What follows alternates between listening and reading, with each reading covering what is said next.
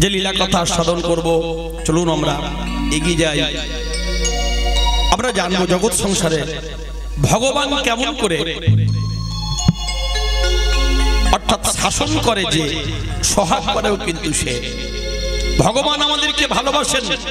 আমরা সবাই অমৃতস্য পুত্র, অমৃতের সন্তান, আর সেই জন্য ভগবান আমাদেরকে ভালোবাসেন। কিন্তু যখন আমাদের আচরণটা উদ্ধতপূর্ণ হয়, যখন আমাদের মধ্যে কি গো মা, ভগবান সবকিছু সহ্য করতে পারেন, দুটো জিনিস ভগবান সহ্য করতে পারেন না।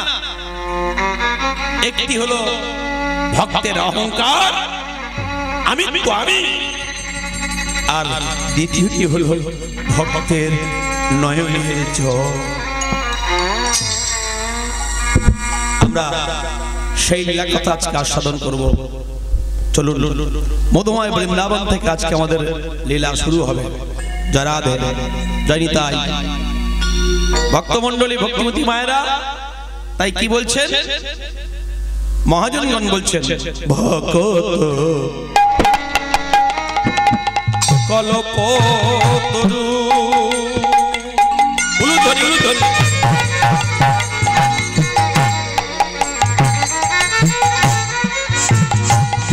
ভক্তের অন্তনে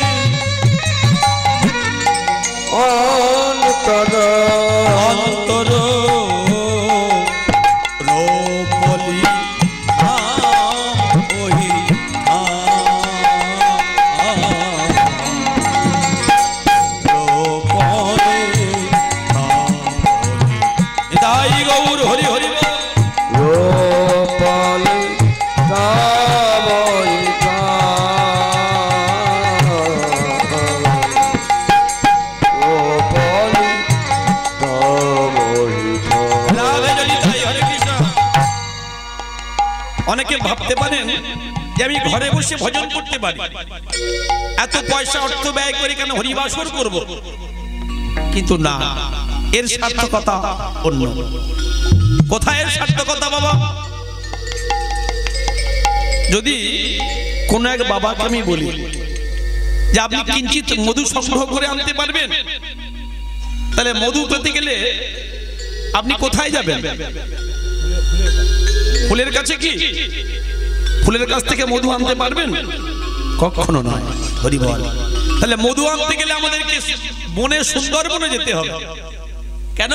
যদি আপনি ফুলের কাছে যান, ফুল বলবে দেখো ওই সমস্ত অলিকল ভ্রমর মৌমাছি তারা নিতাই গৌর হরি বল বলে আমাদের থেকে মধু আহরণ করে নিয়ে তারা চলে গেছে।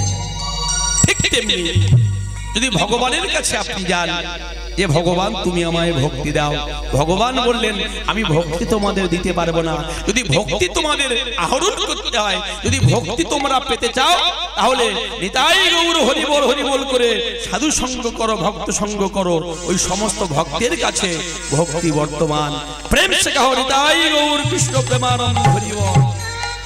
এসো ভক্ত চরণ শরণ করি, ভক্ত চরণ শরণ করি, যদি ভব পানে যেতে, ভক্ত চরণ শরণ করি, ভব পানে যেতে পারি, ভক্ত চরণ শরণ করি, আমার কৃপা কোন ভক্ত চরণ শরণ করি, কৃপা শরণ করি, কৃপা করো গৌর হরি, ভক্ত চরণ শরণ করি। রূপল